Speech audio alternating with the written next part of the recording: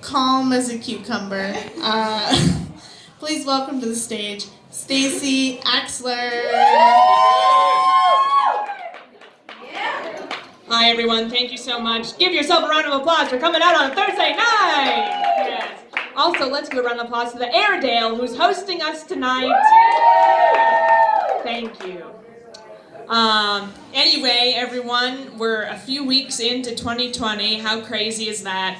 Right after the new year, I was scrolling on Instagram, and someone on my Insta feed posted this photo of a sunset, and there was a caption under it that really caught my attention, and I've been thinking about it for about 3 weeks.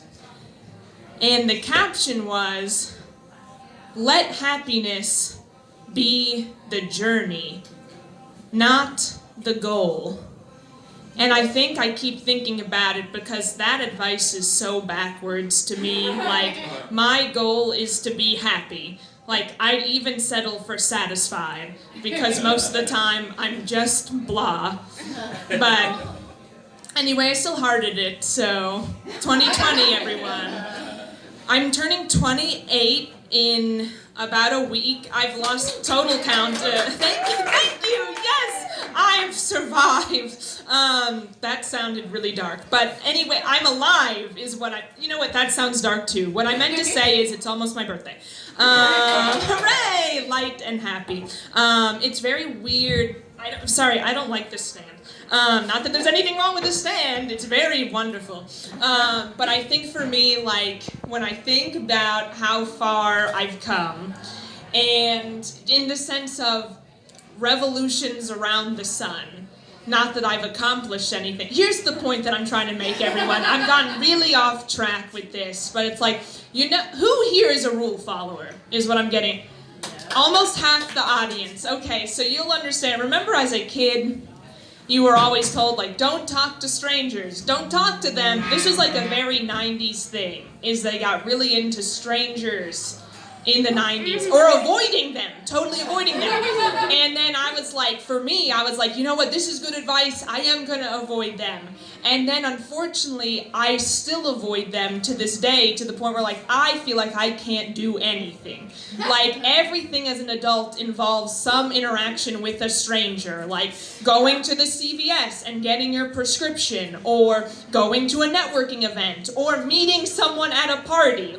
There are strangers around you and you need to adapt, and I haven't been able to do that.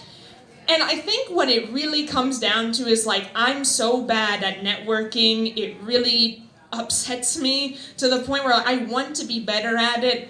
And I think that the only way to get better is to try. But I don't want to try because it's so hard to do. There was one time back last year that my friend tricked me. Has this ever happened to you all? My friend tricked me into going to a networking event. She called an Uber for us and she said we were going to brunch, and it wasn't brunch, it was a networking event. So I had to go, yes, it was very upsetting. So we show up to this networking event, she's like, we're gonna split up, and at the end of the event, we're gonna see how many business cards you've gotten. And the entire 2 hours, I only networked with one thing, and it was a sandwich. That's because they had a buffet of sandwiches, and about 30 minutes into the event, I picked a sandwich, and I sat with it for an hour, and that was probably my most meaningful interaction that I had at this event. Oh, man. Crazy stuff. Listen to this, everyone. It was the holidays a few weeks ago, and a lot of people go places for the holidays. I say, not me. I stayed here in this area. And I had nothing to do because everyone was gone, and I decided, I don't know what to do with my time. I'm not good with unstructured time. So I called my mom and I was like, I have nothing to do. And she was like, you know what you should do? You should go to the public library. You loved the library as a kid. And I was like, you know what? That's good advice. But because here's the thing, I kind of forgot that the library existed.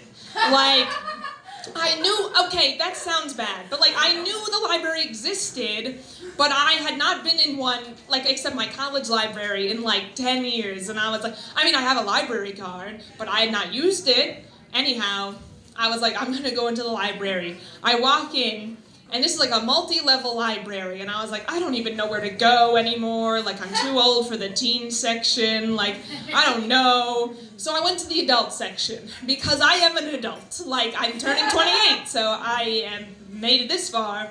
So I go upstairs to the adult section, and I think every library has this part of the adult section, which is called Librarian's Pick. The librarian, thank you. Do you like library? Okay, wonderful. I found my crowd. So, Librarian's Pick is a part of the library where librarians pick out books that they recommend to you. So I was like, you know what? I'm gonna get as many of these books as I can. I got 8 of them because I was like, I want to do a lot of reading. And I would never want anyone to lose their job on my account, but some of those books were just bad. Like, you would think a librarian would know a good book. And it was not only that some of the books were just okay, they were bad. Like, it was shocking. Anyway, that was the library for you. Going back to the social aspect of my life, like you may be thinking, Stacey Axler likes books, she doesn't like spending time with people. I like people just fine. I think people are okay. I would much rather spend time maybe with like a baby goat or a dog. Okay, have you all seen a baby goat? Like, baby goats are just like adult goats in which they think everything is food. They'll just eat everything. Which is very cute, but I do like people. I think when I was around like 20, 21, I really liked to go to parties with a lot of people, large-scale events, and at this point in my life, I'm like, nah, pass. But I do really like going to dinner at people's houses now. That's something that I really like. And one thing I really like about it is the fact that whenever you go to dinner at people's houses, there's a really large chance that they'll give you food to take home, which is very good because I've been in a personal competition since 2014 to get as much Tupperware as possible. Here's why. In my mind, Tupperware equals success. The more Tupperware you have, the more successful you are. There's just no breaking this math any further for me. Like, you know how you go to some people's homes and you open a drawer and they have like 2 Tupperwares? They're not broadcasting it, but I'm sure they're not as happy as the homes you go into that has dozens of Tupperwares. Anyway, so at this point, whenever I go to someone's house, I try to encourage them to give me their Tupperware. And then I take it into my house, and then I never give it back. Which is not stealing, when you really think about it the way I'm thinking about it, which is it's like creative borrowing. So, at this point, I have so much Tupperware, I feel like I'm almost winning this challenge I've set for myself. And the thing about it is, like, I know for a fact as I look out into this audience that I have about 3 people's Tupperware. And I would feel bad about it, but I do not. With that being said, thank you so much, everyone. You've been a wonderful crowd. I've been Stacey Axler. And I'm gonna bring your next comic to the microphone.